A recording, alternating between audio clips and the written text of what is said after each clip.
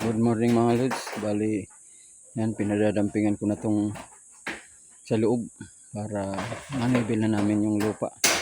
Yan ang ginagawa ng kasama ko mga lods ngayon. Yung si Rudy, yan ang gagawin niya maghapon. Bali, yung lupa na dinadamping yan, galing yan doon sa dulo na yung mga lods doon sa ginagawang septic tank. Yan, dinadala dito. Yan, para manibil na yan yung lupa dito. Bali, ang ginawa nila kapon, wala ko kapon, hindi ko nakapag-update sa inyo dito sa ginagawa ko. May pinuntan ko kapon, bali sila, dalawa lang sila dito si Rudy ang trabaho. Yan ang ginawa nila. Yan, nagpan sila ng lupa, saka doon pinasintadaan nila doon. Yan, may bill na yung mga lods. Yan ang ginawa nila.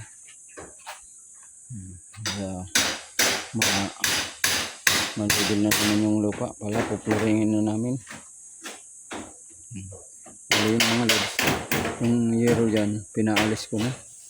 Yung si Randy, nag-aalis ng yero. Aalisin na yan.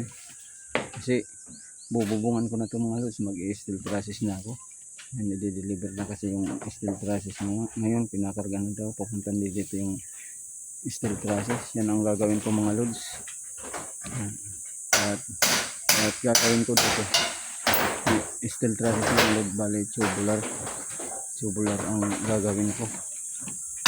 Ang paganoon niya sa kakunti, bali yung barakilan niya parlina. Mga lods, update ko lang tayo mga lods, araw-araw dito sa ginagawa ko. Hapon di ko nakapag-update sa inyo dahil may pinuntahan ako. Yan, kung anong kabuuan nito sa ginagawa namin.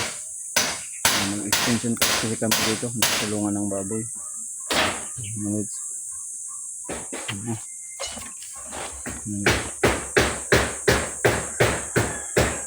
Baka mga ilang araw matapos na ito. Ito lang lampingan na ito mga lods.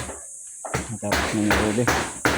Bali dito muna pukuha namin ng lupa para makuha namin yung swimming pool dito ng baboy.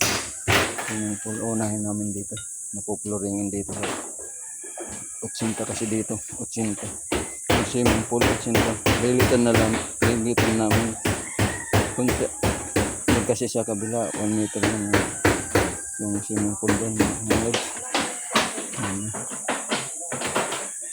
Si Randy, ano nga mga lods, ikapit ko sa inyo dahil mag-alis na kami ng Euro.